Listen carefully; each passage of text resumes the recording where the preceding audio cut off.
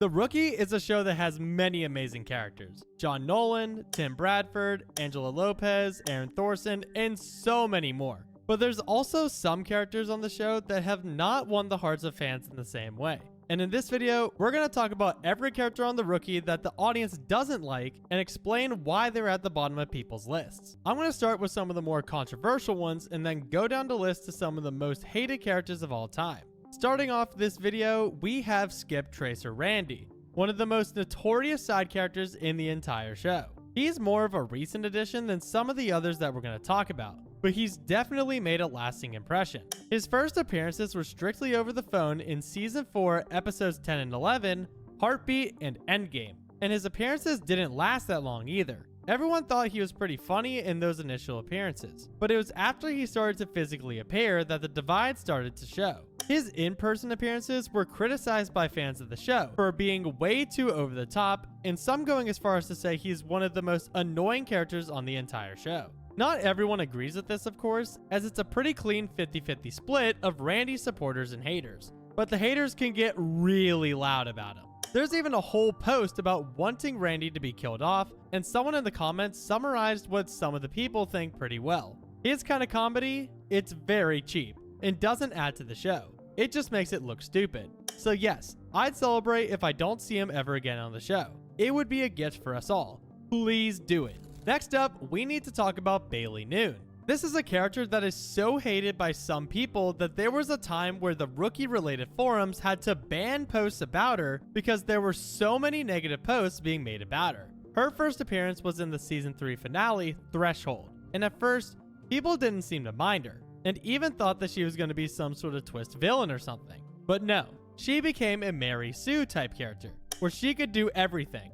And I say could because it's not for a lack of trying, since she's a firefighter, in the military, was a backup dancer for Aaron's dad, was a runner-up for the Nobel Peace Prize, an Army reservist, a capoeira instructor, and a painter? Motorcycle racer, mixologist, and runner-up for Nobel Prize. Really? No, but a part of you believed it. Now, not everyone has an issue with this, but many people see her as lazy writing, as well as being the worst girlfriend that Nolan has had outside of Lucy, because her character is dull, and she has zero chemistry with Nolan, and she is everywhere. Whenever something happens, she is there being annoying and know-it-all. I was really hoping she would eventually go away, but not happening apparently.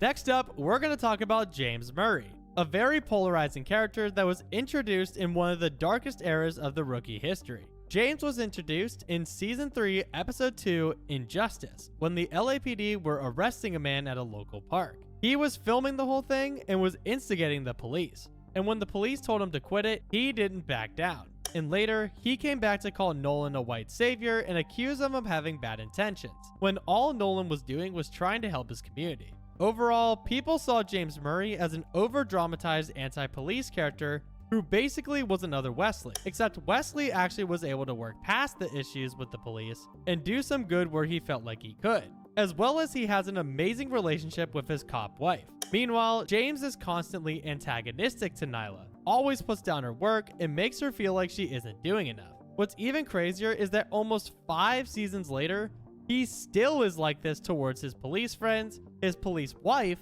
and his overall attitude is awful. Not even mentioning how he actively helps fugitives like we saw in Season 7, Episode 9, The Kiss, with the Leonard Kelsey situation. And this isn't even mentioning the whole meeting situation where he had dozens of people bombard his wife. What I don't like or understand, he runs/owns a community center, lol. Why didn't he host there instead of his home is 1, crazy, and 2, they live on a quiet street, away from the crime/police problems. Plus, the community is not a fan of the cops right now, and she's a cop. He potentially put his life, her life, and their kids' lives in danger. I'm not saying they are or aren't in danger, but that threat is now there. Someone in my tier list videos comment section summarizes people's thoughts pretty well too. Not gonna lie, if James had died this most recent season where he got shot, I would not have been that upset. I would have been sad for Nyla and their kid, but honestly, the dude is disrespectful as hell to her about her job. I don't really understand what brings them together if he can't accept her for who she is.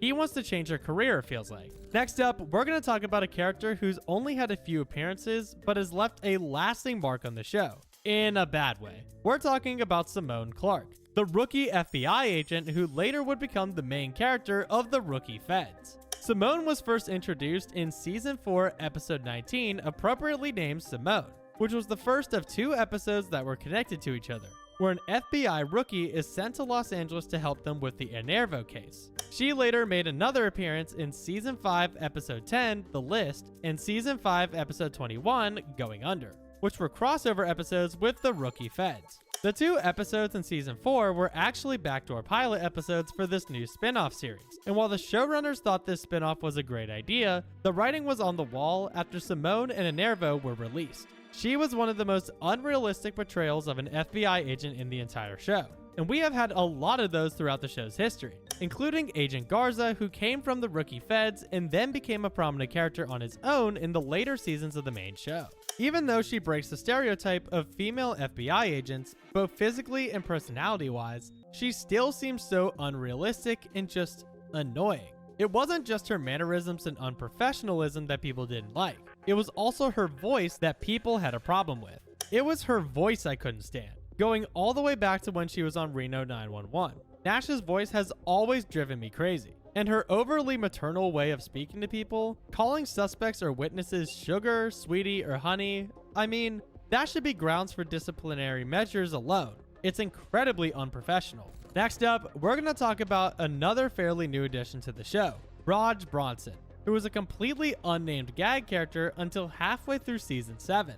Raj was first introduced in Season 5, Episode 13, Daddy Cop, in the intro to the episode. He was the singer of the garage band that was singing the song Daddy Cop, the gag song made about Nolan. The audience absolutely loved this gag, so the showrunners brought it back in the next season in Season 6, Episode 2, The Hammer. But this time, they one-upped the song with a choir and a guitar solo. Once again, everyone loved it. The showrunners saw this love, but they took the wrong thing away from it. He came back as Selena's new boyfriend in Season 7, Episode 10, Chaos Agent, and has been a recurring character ever since. He isn't a super prominent character, but as soon as he became Selena's boyfriend, the audience immediately started to dislike him. Let's dive into why. Some important context you need is that Raj is played by Xander Hawley, the son of the creator of the show.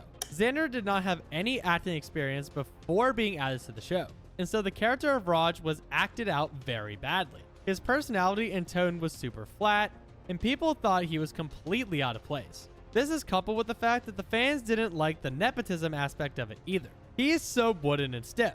I normally don't talk actors because I know I couldn't do what they do, but I genuinely think I could act better than him. The running gag where he'd occasionally show up to harass Nolan with music was hilarious, but as a village idiot boyfriend character, he is insufferable. He adds nothing to the show. He is literally just there because of his dad. The Daddy Cop song was funny the first couple of times, now it's just meh.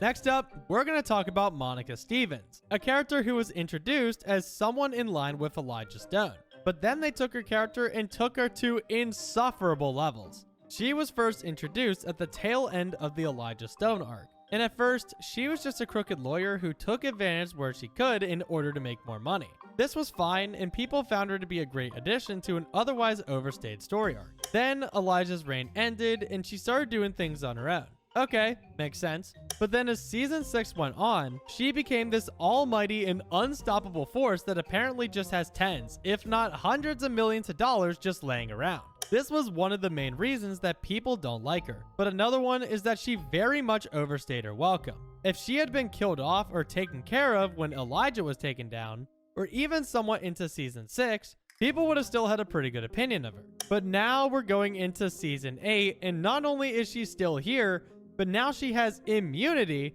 and is running an international crime ring. Nobody is liking where this storyline is going and wants it to end. I'm tired of her. Everyone likes to call Bailey a Mary Sue, while Monica is like the evil Mary Sue, and it's way more annoying. They're making the same mistake they made with Elijah, having Monica overstay her welcome. Her storyline should have been resolved last season, regardless of how short that season was. I can't wait for her to disappear. I'm sick of her character. It's like fingernails on a chalkboard every time she threatens to sue. Now we're going to talk about a character who we haven't heard from in a very long time. We're going to talk about Professor Ryan, a character who was very prominent throughout the entirety of the third season when Nolan went to night school. She had a very similar purpose to James Murray and Doug Stanton, which was to help highlight racism and discrimination in policing. But very much like James, her inclusion made the narrative fall flat for a lot of viewers. One of her most hated appearances was in Season 3, Episode 9, Amber, when she tagged along with Nolan and Harper on patrol. The audience believed that Ryan was just flat out not listening to Nolan or Harper and was too set in her ways, as well as kept guilt tripping them just because they are cops. I would like to disagree on the unbiased Banner part. She took no action when John was harassed by the BLM leftists in college. She even allowed it. Being a cop isn't need to know in a class filled with cop haters. She was in the show to cover the BLM quota. Most useless and annoying character in the show in my opinion. She was insufferable. I can't stand her. It's clear that the audience were not receptive to Ryan, and it's understandable why she never returned. These were some of the most hated characters on The Rookie and why they are hated. Make sure to hype up this video if you're on mobile to show me some love, and subscribe to see more videos like this one. Thanks for watching.